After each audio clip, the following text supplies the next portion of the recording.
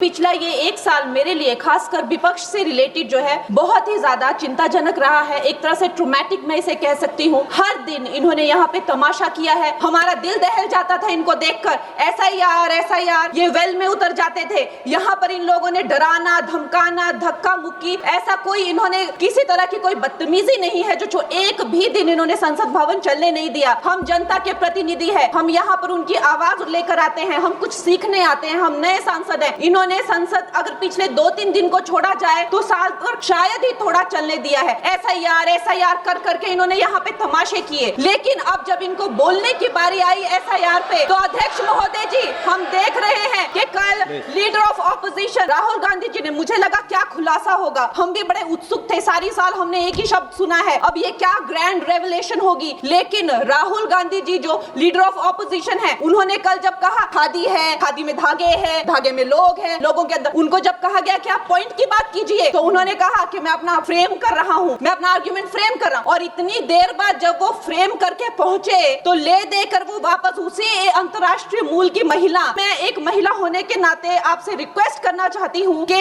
Every woman is entitled to her dignity. वो अंतर्राष्ट्रीय मूल की है, विदेशी महिला है, लेकिन उन्होंने कितनी बार आकर उन्होंने सोशल मीडिया पे कहा है कि मैं कभी भारत नहीं गई हूं, मेरा हरियाणा चुनाव से कुछ लेना देना नहीं है। लेकिन फिर भी ये लोगों ने बिना किसी ठोस सबूत के उनका यहाँ पे फोटो बना के उन्होंने उनको उछाला, यहाँ पे उनकी तस्वीर उछाली यहाँ पर, और यहाँ पर प्लेक कार्ड यूज करना भी अलाउ नहीं है। इन्होंने फिर भी नियमों का उल्लंघन किया। मैं चाहती हूँ सबसे पहले तो मैं इस सदन की तरफ से उन महिला से बहुत ही माफी मांगती हूँ कि इस सदन में बिना कि उनकी आजकल जो पर्सनैलिटी राइट्स का भी एक बहुत बड़ा क्राइम होता है, उसके उपरांत उनका फोटो यहाँ यूज किया गया। मुझे बहुत खेद है। भारतीय संसद की तरफ, संसद भवन की तरफ से हम उनसे माफी मांगते हैं। और ये देखिए, महिलाओं का हमेशा ये अपमान करते हैं, लेकिन हमारे प्रधानमंत्री चाहे बेटी बचाओ बेटी पढ़ाओ हो, महिलाओं को शौचालय देने से लेकर, महिलाओं को गैस देने से लेकर, महिलाओं को जो है वो छात्रवृत्ति, न जाने कितनी ऐसी योजनाएं हैं।